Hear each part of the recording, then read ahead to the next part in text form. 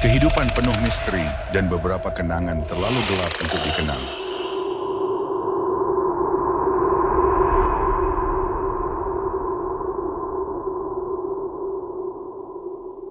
Ada sebuah keluarga dengan 3 anak-anak.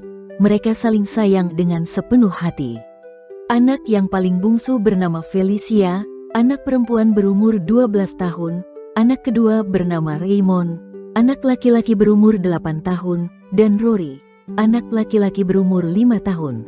Keluarga ini tinggal di sebuah rumah yang cukup bagus di sebuah kota kecil yang indah bernama Buckerston. Kehidupan mereka sederhana namun menyenangkan. Buckerston adalah kota yang luar biasa damai dan hampir tidak ada kejahatan di sana. Felicia, dia sangat pandai menjaga adik-adiknya, Raymond dan Rory.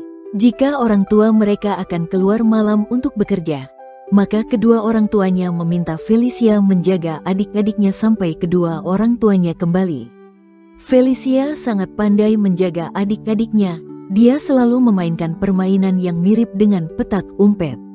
Dia akan berdiri di ruang tamu dengan tangan menutupi matanya dan berkata, "Anak-anak, anak-anak, larilah sebelum kalian kutemukan. Bersembunyilah sebelum aku dapat berkata." Boom, teriak Felicia, sedang bermain game petak umpet. Kemudian dia akan menunggu, mendengarkan langkah kaki adik-adiknya berdesir saat mereka bersembunyi. Felicia akan mencari mereka di sekitar rumah, dan ketika dia sudah dekat, dia akan menunggu tepat di luar tempat yang dia tahu mereka bersembunyi dan dia akan berkata, "Boom." Ketika adik-adiknya mendengar suara itu, mereka akan tahu bahwa Felicia sudah dekat dan menemukan mereka. Maka mereka harus menjawab dengan kata-kata, "Halo Felicia." Lalu Felicia akan menggendong mereka dan memeluk mereka, lalu diajak tidur. Jika Felicia tidak cukup dekat, tetapi mereka mendengar kata-kata "boom", mereka diberi waktu tambahan untuk menemukan tempat baru, dan kemudian Felicia akan kembali mencari mereka di tempat persembunyian yang baru. Anak-anak sangat menyukai permainan ini, dan mereka selalu memainkannya bersama setiap kali orang tua mereka pergi bekerja. Suatu malam, setelah orang tua mereka pergi bekerja, Felicia dan kedua adiknya sedang bersantai di rumah mereka. Raymond dan Rory berada di kamar, dan Felicia berada di ruang tamu sedang membaca buku cerita. Selang beberapa jam kemudian, tiba-tiba ada ketukan keras di pintu rumah. Felicia mengira itu orang tuanya yang sudah pulang. Mungkin mereka bekerja shift pendek pada malam itu, sehingga pulang lebih cepat. Waktu baru pukul 11.45, hampir tengah malam. Felicia sadar, orang tua mereka akan marah apabila mengetahui anak-anak belum tidur. Maka Felicia bergegas ke alat interkom yang ada di ruang tamu, untuk segera menginformasikan bahwa orang tua mereka sudah pulang. Melalui interkom tersebut, di semua kamar akan terdengar pemberitahuan, sehingga tidak perlu teriak-teriak apabila anggota keluarga ingin saling sapa antar ruangan. Felicia menekan tombol mikrofon dan berkata pelan, "Buka pintu dan masuklah ke bawah selimut. Pura-puralah tidur, karena bapak dan ibu sudah pulang." Kemudian Felicia pergi untuk membuka pintu untuk menyambut kedua orang tuanya, sedangkan adik-adiknya melakukan apa yang diperintahkan Felicia. Mereka mendengar pintu terbuka di ruang tamu, tetapi tidak ada suara lain, suasana sunyi. Mereka tidak mendengar suara kedua orang tua mereka yang bisanya setiap pulang ke rumah selalu menyapa dengan berkata, "Halo anak-anak, sudah pada tidur?" Anak-anak mulai merasa heran, dan terus bersembunyi di dalam selimut. Kemudian, interkom berbunyi, "Anak-anak, anak-anak, mari kita main petak umpet. Bersembunyilah sebelum aku menemukan kalian." Raymond dan Rory yang sudah bersembunyi di dalam selimut menggigil ketakutan. Karena suara itu bukanlah suara Felicia. Mereka berdua tetap di tempat tidur, di dalam selimut ketakutan. Kemudian interkom berbunyi lagi, "Larilah sebelum ditemukan." Raymond dan Rory saling memandang dengan rasa ketakutan yang amat sangat. "Dia ingin bermain game," bisik Rory kepada Raymond. Mereka menunggu beberapa detik. Kemudian interkom berbunyi lagi, "Anak-anak, anak-anak, larilah sebelum ditemukan."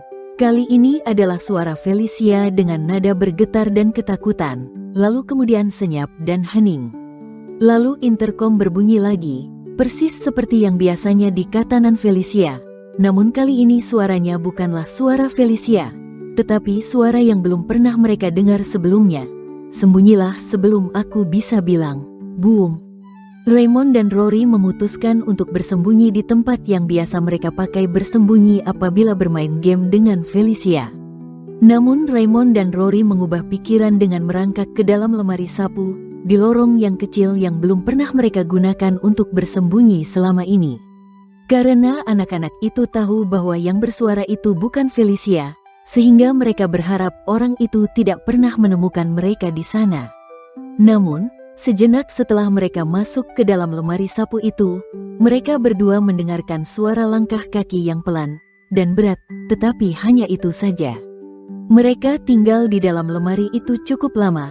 Tiba-tiba, suara lain memenuhi telinga mereka. Duk, dot duk, dot duk, dot duk. Suara itu semakin dekat dan semakin dekat dan semakin dekat dan dekat. Mereka mendengar suara berbisik, tetapi sepertinya berasal dari seluruh rumah. Anak-anak, anak-anak di sekitar sini, larilah sebelum kalian ditemukan.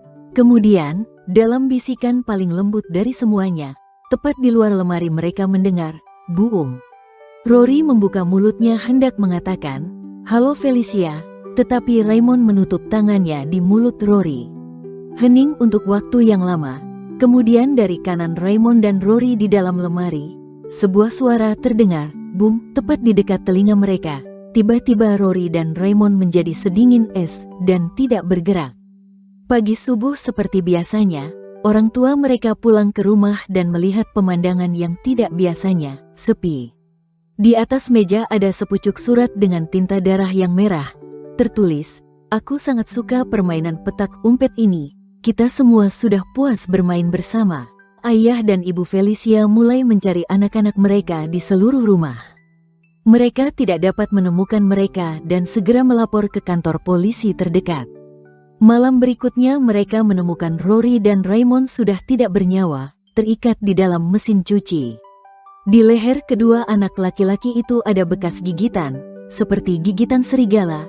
Mata kedua anak itu melotot, tanda ketakutan dan kesakitan yang sangat mendalam.